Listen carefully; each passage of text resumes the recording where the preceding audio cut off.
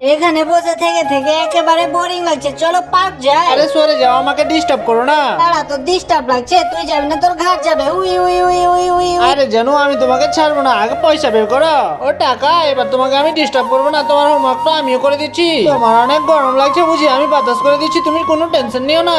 এই কোশ্চেনটার উত্তর কি হবে? আরে আশিক বলে দাও না। আরে বাবা কি ঝামেলায় পড়লাম, A+।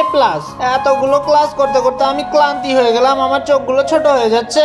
অবশেষে সব ডিসিটস আমার কমপ্লিট হয়েছে, এখন আমি ঘুমাবো, তোমার হাতটা দাও। আরে লিয়া, আমিও তো এটাই চাই, তুমি আমার হাতে সারা জীবন মাথা রেখে ঘুমাতে পারো। এই মুহূর্তটাকে সারা জীবনের জন্য ছবি বন্ধ করে রাখবো, আর তোমার প্রবলেম হবে না। এই জিনিসগুলো আমি নিয়ে চলে এসেছি।